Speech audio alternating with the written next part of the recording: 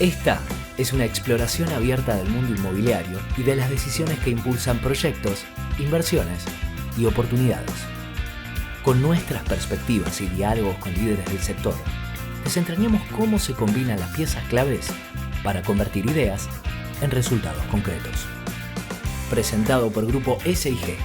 Bienvenidos a RELAB, el podcast de Real Estate. Hola a todos, bienvenidos a esta nueva edición de RELAB, el podcast de Real Estate. Y aquí estoy con mis grandes amigos Damián. ¿Cómo estás, Damián? Hola, Herman, ¿cómo va? Muy bien, contento de estar aquí de nuevo con vos. Hace unas semanas que no nos juntamos a hacer el podcast porque hubo muchos viajes y muchas novedades en el mercado y en nuestras vidas profesionales, así que muy bueno que estemos volviendo. Y la inefable Ornella Aversano, ¿qué tal, Orne? ¿Cómo va? Todo bien, ¿ustedes cómo están? ¿Contentas de verlas también? Sí, la verdad que sí. La verdad que está bueno estar aquí volviendo a hacer este encuentro. Muchas novedades en el mercado y como nos caracteriza, lo que queremos es profundizar en esas novedades y ver el impacto que tienen sobre nuestra industria, sobre los desarrolladores, sobre los proyectos. Me parece que una que ha resaltado mucho es la reglamentación de las hipotecas divisibles. ¿Te parece, Damián, que es tan importante? Bueno, es un avance, sin duda, ¿no? Tuvimos la reglamentación del decreto y tuvimos más recientemente en la Ciudad de Buenos Aires la instrumentación en el registro de la propiedad del cómo se hace para poder llevar boletos al registro e inscribirlos, ¿verdad? Claro, así que claro. Esto es como el combo de lo que apareció. Tiene que replicarse también en el resto de los registros. Los registros de la propiedad son locales, entonces cada jurisdicción tendrá que ir instrumentándolo y me imagino que puedo adivinar que irán copiando lo que está planteado en la Ciudad de Buenos Aires. Y es una norma que tiene como 3 subtemas, ¿no? Uno es las hipotecas divisibles como tal. La otra es los derechos de superficie, que también fueron reglamentados en esta última avanzada de la cuestión. Y por último, la inscripción de los boletos de compraventa, sobre todo para las compraventas en pozo, ¿no? Sí. Y las 3 tienen vasos comunicantes, pero también tienen vida propia. Sí, el tema de la inscripción de los boletos no es una cuestión menor, porque teníamos la vieja ley de prehorizontalidad que preveía ciertas protecciones para el comprador en pozo, justamente, y que la verdad es que nunca se aplicó. Prácticamente ninguna empresa inscribía y cumplía con los requerimientos de la ley de prehorizontalidad, que en un momento hasta sumó un seguro de caución que nunca se pudo implementar porque no se ofrecía el producto. No es que sumó, es que fue sustituido. Ok. Claro, nosotros tuvimos hasta el último cambio de Código Civil y Comercial de cuando Cristina era presidenta de la Nación, hasta ese momento la obligatoriedad del régimen de prehorizontalidad en la República Argentina, que era obligatorio y que nadie cumplía. Cuando digo nadie, seguramente exagero, pero básicamente nadie cumplía. Pero bueno, en Argentina a veces se convive con la anormalidad con un poco de naturalidad, digamos, ¿no? Entonces, dado que nadie lo cumplía, cuando se elaboró ese Código Civil y Comercial, se incluyó un capítulo para nuestro sector que reemplazó una obligatoriedad por la otra, que fue la del seguro de caución. Que fue obligatorio durante muchísimo tiempo que cada comprador en pozo recibiera del desarrollador un seguro de caución por el cual, si la obra no se terminaba en tiempo y en forma, el comprador recibía de la compañía de seguros el reintegro de la plata que había puesto. Y que fue obligatorio durante muchos años y que tampoco. Pues tuvo el cumplimiento. Exacto. Igual que la ley de Igual, tan inútil como la anterior, ¿verdad? Sí, y en un momento fue derivado. Entonces, claro, exactamente. Entonces, ahora, recientemente, con el DNU nuevo, el que fue reglamentado ahora, cuando salió como tal, como DNU, Decreto de Urgencia, que tiene el valor de las leyes, ¿verdad?, en Argentina, se derogó la obligatoriedad. Esa obligatoriedad, en realidad, era el principal obstáculo por el cual no se podía hacer esto que vos mencionás, que era la posibilidad de inscribir los boletos de compraventa en cualquier registro de la propiedad de la Argentina. ¿Y por qué no se podían inscribir? En realidad, no es que estaba prohibido que se inscribieran, estaba permitido que se inscribieran. Pero cuando vos ibas al registro con un boleto, el empleado del registro decía, bueno, pero este boleto viene con seguro de caución, y el desarrollador decía, no. ¿Y por qué no? Bueno, porque no se usa. ¿Y por qué no se usa? Porque en realidad hay una particularidad, es que las compañías de seguros no lo daban. Eso exactamente. Claro. Por más que quisieras tomarlo, no tenía forma de tomarlo porque no había... Un pequeño periodo al principio que sí se daba, y después hubo un par de casos muy notorios en los cuales se otorgaron los seguros de caución, y cuando la obra quedó parada, alguna que conocemos en común bastante célebre, que no vamos a nombrar, el perjudicado fue a reclamar a la compañía de seguros de caución, y la compañía de seguros de caución se fundió y no pagó. Entonces, eso generó un ruido en el mercado de los seguros gigantesco y hizo que los pocos que lo ofrecían lo discontinuaran. Algunos lo siguió ofreciendo, pero en una compañía no demasiado grande. Bueno, no importa. La cuestión es que en la práctica no se utilizaba. Entonces, cuando vos ibas a escribir el boleto de compra-venta, el empleado del registro decía, este boleto es ilegal. Y eso empezó a poner en evidencia que todos los boletos de compra-venta de la República Argentina eran ilegales porque incumplían con esta obligatoriedad. Claro. Y en consecuencia no se podían escribir los boletos. Bueno, ahora con el DNU se derogó la obligatoriedad del seguro de caución. Entonces se habilitó la posibilidad que el empleado del registro te tome el boleto. De escribir. Sí. Son 3 temas. Pero espera, profundicemos en esto, ¿no? Dale. Que la pregunta subsiguiente es, bueno, ¿y qué tiene de virtuoso en inscribir el boleto y para qué serviría, digamos? Sí, ¿no? ¿y qué tiene de dificultad? Que después también veamos eso. Esa no es solamente... Esa te la dejo a vos. Empecemos por las virtudes que tiene. La principal virtud es que le otorga, le genera, le imprime a la transacción en sí, al boleto de compra-venta, mayor seguridad jurídica, ¿no? Es decir, en la vida cotidiana pasan cosas, ¿no? Y con los boletos a veces pasan distintos tipos de cosas. Uno que puede pasar es que se pierda, por ejemplo, ¿verdad? O que el comprador no lo tenga, o que el vendedor no lo tenga, o que se extravió por la razón que sea. Y como son documentos privados los boletos de compraventa, tanto de usados como de compras en pozo, si se perdió, se perdió. Es un problema, ¿no? Y estas cosas pueden ocurrir, y a veces ocurren cosas un poco peores, ¿no? Y es que, por ejemplo, algún constructor inescrupuloso, algún desarrollador trasnochado, decide vender una docena de veces el mismo departamento, ¿verdad? Que digamos que sucede muy poco. Sí. Aclarémoslo, me parece que es importante decirlo porque tenemos otras situaciones sucediendo en nuestro mercado y me parece que no hay que generar una alarma sobre una situación totalmente hipotética. ¿Coincido? La verdad es que ha sucedido muy poco. Uno hasta se sorprende a veces que haya sucedido tan poco, teniendo que los boletos no están registrados y teniendo este nivel de informalidad o poca formalización de los documentos, lo cual creo que habla muy bien del mercado, habla muy bien de los desarrolladores y habla bien en general de la industria. Pero también hay que decir pero la verdad es que la ley es la ley y mejor estar protegida y mejor cumplir con las cosas. Exacto. Y mejor que aquella persona que vende 12 veces un boleto haya una normativa que lo impida en principio. No, igual es que es penal, o sea, no se falta ninguna norma nueva. Claro, pero hay una estafa, ¿verdad? Haya elementos que impidan que lo haga. Que lo haga. Porque en la práctica no tiene nada de normal que cuando uno tiene un departamento escriturado a su nombre, se venda otra vez lo mismo, digamos, porque el escribano del comprador pide un certificado de dominio y salta en un segundo, y es de práctica normal que un comprador recurra a su escribano y saque un certificado de dominio y haga un estudio de títulos, digamos. Entonces,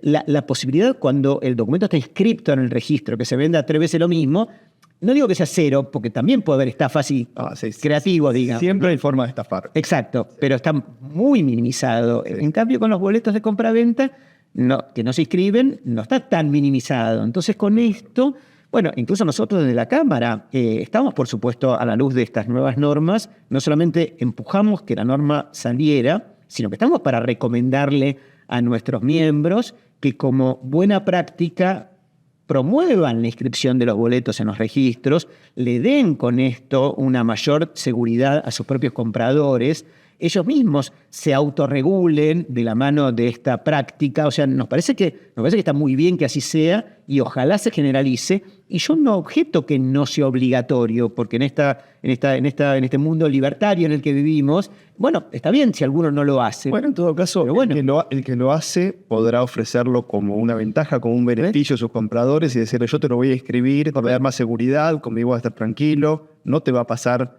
va a haber una cantidad de barreras para impedir que yo lo venda varias veces. Exacto. Y eso le da, creo que además, un manto de seguridad y un manto de certidumbre a todo el emprendimiento y a toda la empresa, ¿no? Y yo estoy para empujarlo y para inducirlo y para recomendarlo públicamente a nuestros propios miembros que efectivamente vayan por ese camino.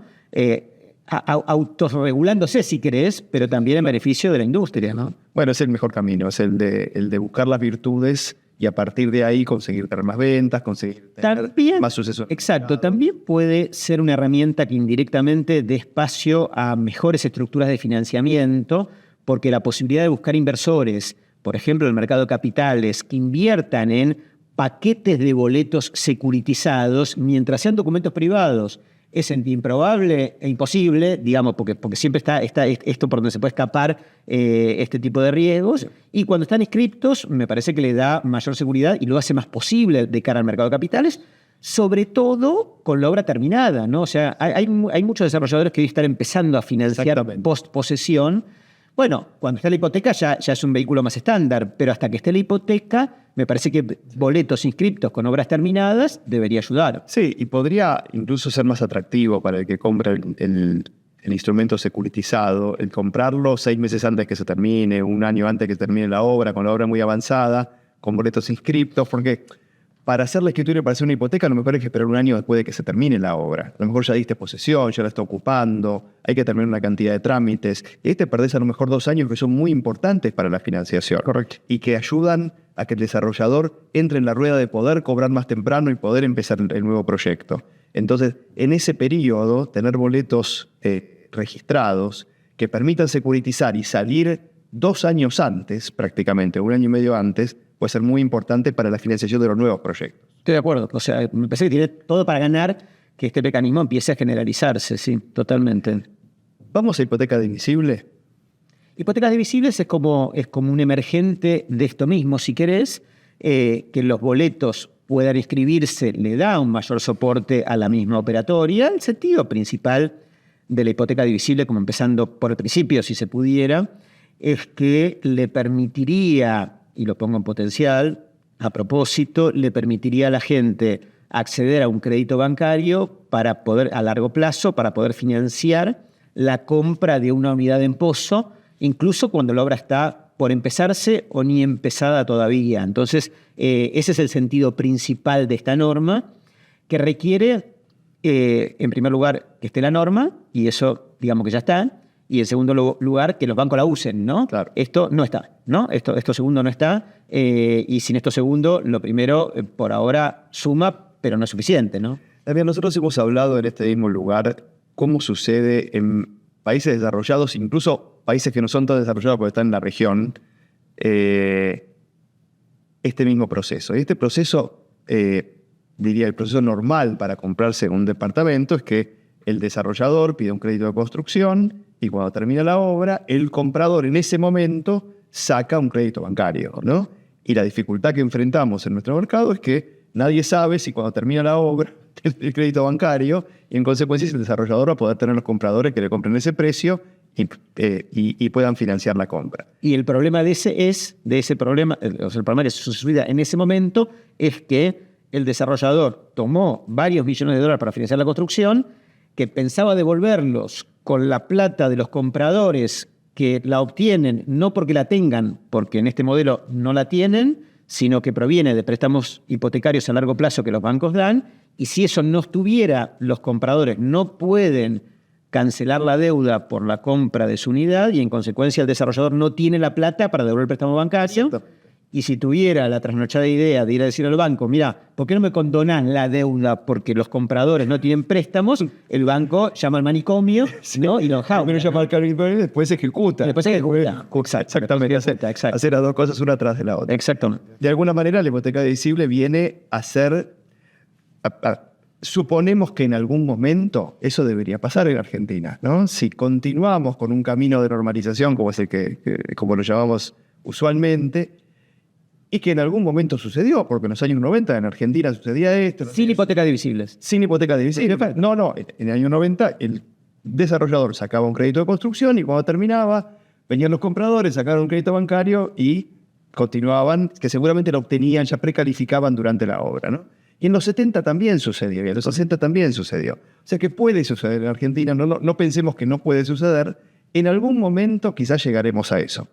La hipoteca divisible viene a cubrir ese hueco, ¿no? Ese bache, el mientras tanto. El mientras tanto entre una cosa y la otra. Sí, y es una gran idea, digamos. O sea, tan pronto como el gobierno la propuso, nosotros enseguida la abrazamos porque de verdad viene a resolver esta problemática que otros países también la han recorrido de manera bastante parecida cuando pasaron de la anormalidad a la Argentina a un modelo normal para tener esto como paliativo en el mientras tanto. El caso más paradigmático, naturalmente, es el de Perú, que está tan difundido este concepto de hipoteca de bien futuro y que más o menos funciona de igual manera, ¿no? Bueno, pero en algún momento hace falta no solamente que esta idea funcione como tal, sino que adicionalmente los bancos la tomen y empiecen a implementarla en la práctica. Viene un poco lento. Repasemos antes de ir por qué viene un poco lento. ¿Cómo exactamente el mecanismo? En pequeños pasos. Es el desarrollador califica frente al banco, declara que va a tomar una hipoteca que luego va a ser divisible, recibe los créditos del banco, luego divide eso entre diferentes unidades y el que paga ese crédito es el comprador de cada una de las unidades. Correcto. Sí, correcto. O sea, el desarrollador solo recibe el dinero y el comprador es el que repaga el préstamo. Sí, correcto. Esto viene a resolver esta problemática del financiamiento a largo plazo desde el momento cero, y me parece que es muy importante entender que no es la hipoteca divisible y qué escenario no debemos esperar que suceda para ponerlo en blanco sobre negro, en particular porque mucha comunicación a través de la prensa fue confusa en esta materia y me parece que nosotros como especialistas tenemos la obligación de explicarlo correctamente. ¿Para qué no va a poder aplicarse esta cuestión?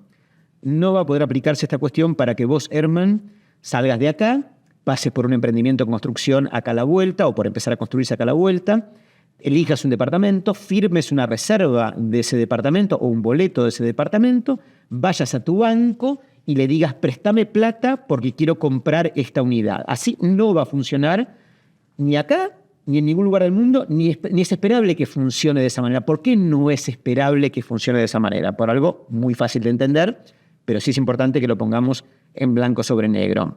Porque si esa obra no se terminara en tiempo y en forma, vos como comprador del departamento en Pozo y como deudor del banco, vas a decir, no pago el crédito. ¿Por qué no pago el crédito? Bueno, simplemente porque no me están entregando la unidad para la cual tomé el préstamo. Entonces el banco se va a encontrar con el problema. Che, te presté la plata y vos no estás para pagarlo. Entonces va a querer ejecutar ese documento. Y ese documento de una obra parada es papel pintado. O sea, no sirve para nada, digamos. Es un documento inútil. Con lo cual, no es esperable que los bancos se garanticen ese tipo de créditos con documentos inútiles, porque sería subestimarlos, sería pensar que los banqueros son ingenuos, ¿verdad? Y son cualquier cosa menos ingenuos, digamos, ¿no? Uh-huh. Son buena gente, son todos lindos, ¿no? Todos los ojos claros, pero ingenuos no.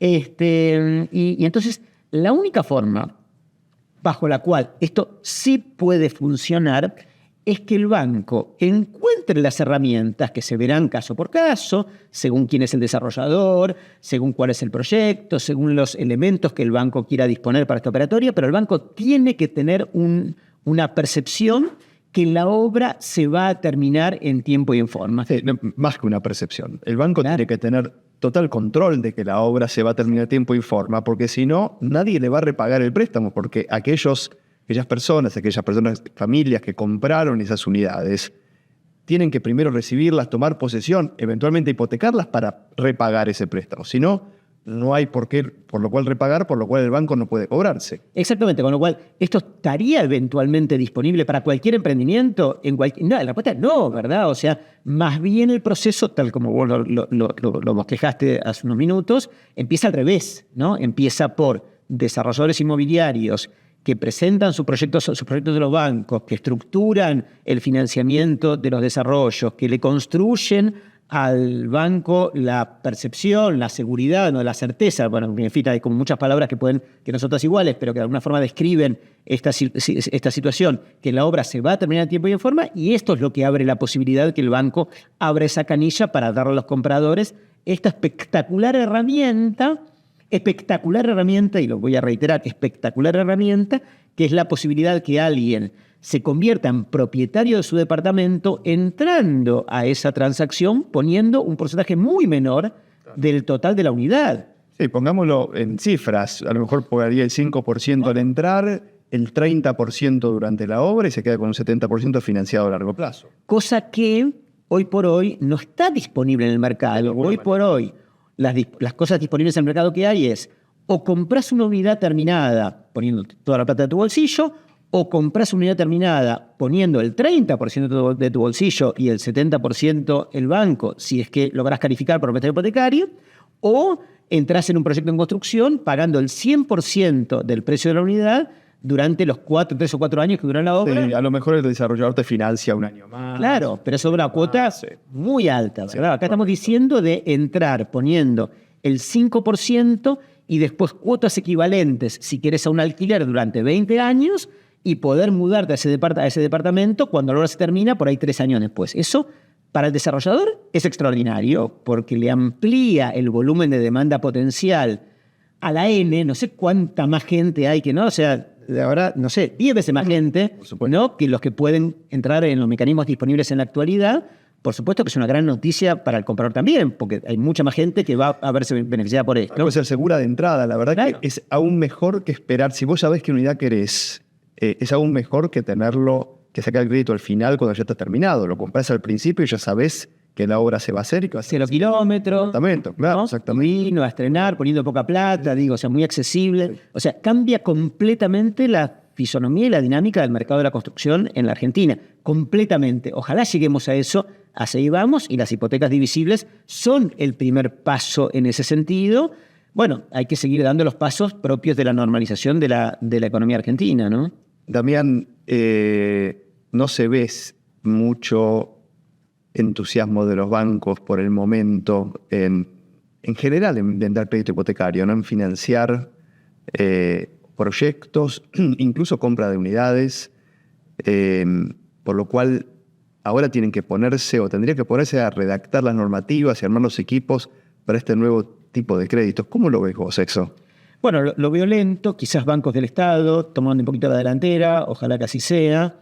Mientras tanto, sí, lo veo complicado porque el propio producto hipotecario estándar, que es el que se usa para comprar un departamento usado, escriturable e hipotecable, tiene sus grandes complicaciones en la Argentina. Los bancos no tienen fondeo a largo plazo y capacidad de dar este tipo de productos de forma muy masiva, y la prueba está en que en los últimos tiempos hemos visto que se vino restringiendo bastante la oferta de créditos hipotecarios, encareciéndose, volviéndose más estrictos, etcétera, etcétera.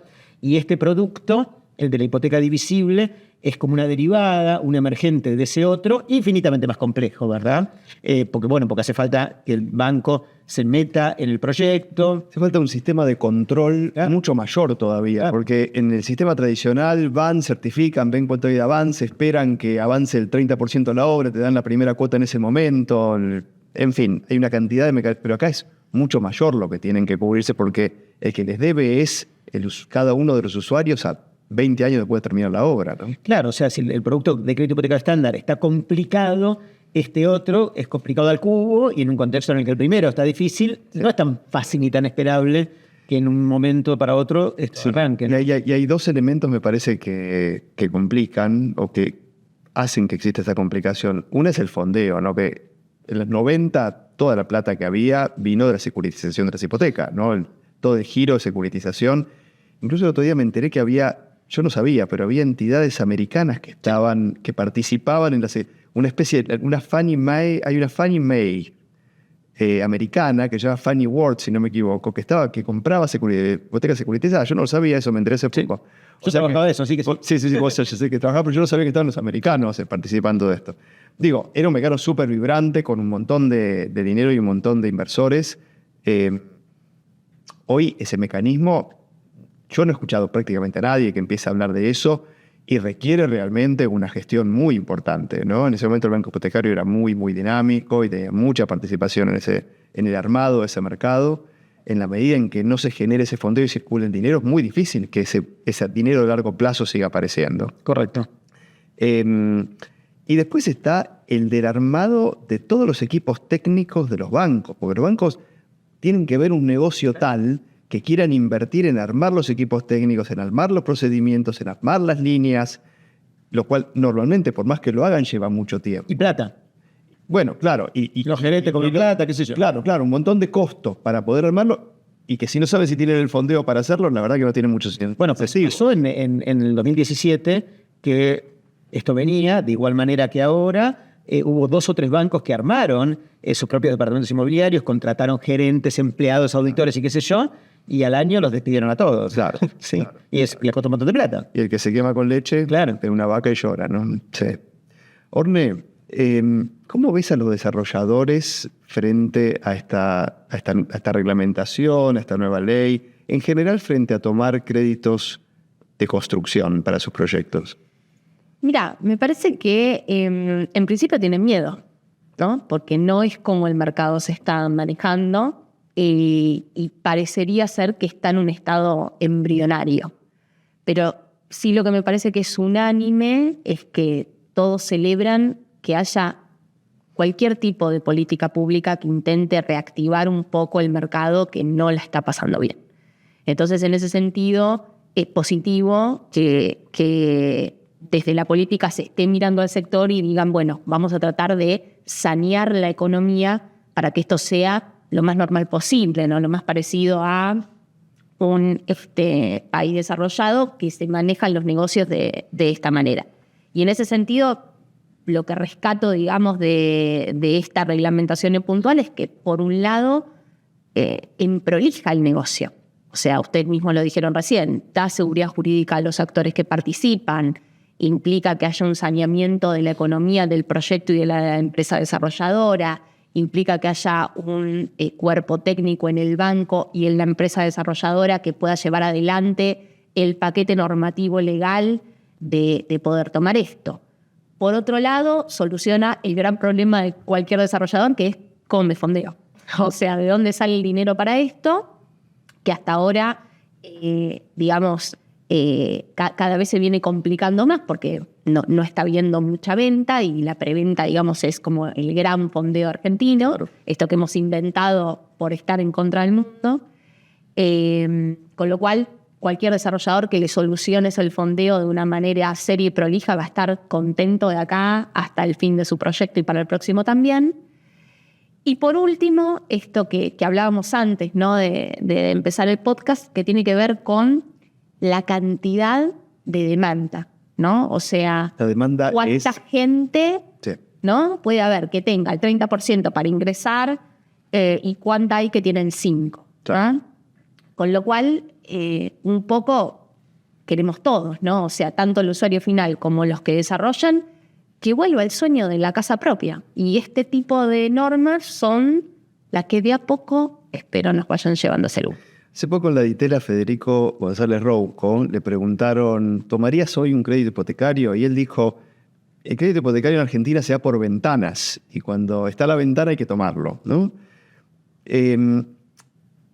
Me parece que eso, aparte de hablar de que hay que aprovechar la oportunidad, habla de que hay una demanda latente, si querés, de público para acceder a la vivienda y poder tener esos créditos para acceder, infinita, ¿no? De un volumen enorme y que en la medida en que aparezca cualquier puntita que lo facilite, es absorbido muy rápidamente, muy rápidamente. No nos tiremos por la ventana, pero estamos para asomarnos. Yo digo, usualmente en los debates internos en la Cámara respecto a estas cuestiones, y que está un poquito inspirado en lo que también veo en otras partes del mundo, es que efectivamente de repente brota, nace, ¿no? Sale el sol respecto de oportunidades como las que vos decís, que es verdad, y entonces eso lo que desencadena en el mundo de los desarrolladores es, bueno, dame, ¿no? O sea, dame crédito, bajame los impuestos, abrímela, dame, ¿no? Una lista infinita de pedidos que me lleva a mí como presidente de la Cámara a ir a tocar timbres y a pedirle al gobierno, a los bancos, qué sé yo, un montón de cosas. Nada, entonces yo vuelvo y les cuento a los miembros de la Cámara. Es muy linda la actividad de ir a pedir, un poquito ingrata a veces, y en general la respuesta que recibo es, ¿y ustedes qué ponen? ¿No? No, pero yo vengo a pedir, ¿no? ¿Y ustedes qué ponen? ¿No? Me dice el ministro de no sé cuánto, el presidente de la entidad que agrupa los bancos, el qué sé yo. Entonces yo vuelvo a los miembros de la Cámara y digo, che, ¿y nosotros qué vamos a poner? No, vos andá a pedir, ¿no? Bueno, no es tan fácil la vida, ¿no? No, he hablado con algunos inversores consumados que me contaban que cuando van a pedir plata, la primera pregunta que le hacen los inversores es ¿cuánto pones vos? ¿No? es algo por el estilo. Creo que los desarrolladores han puesto mucho a lo largo del tiempo, han puesto realmente mucho esfuerzo y mucha creatividad, han puesto su dinero, en fin, han puesto cosas.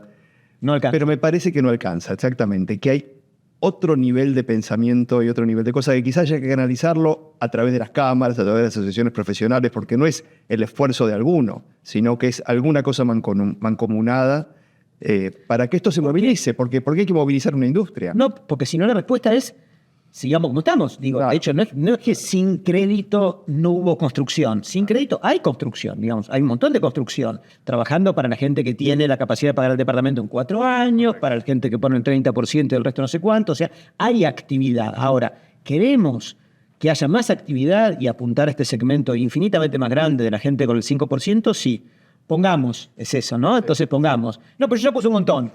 Es una buena respuesta. Bueno, lo alcanza. banco, sí, No con alcanza, eso. no, es una buena respuesta. No alcanza. Sí, sí. Con eso no vamos a salir. Sí. Orne, Damián, muy bueno el encuentro de hoy. Nos vemos la próxima. Muchas gracias. Gracias.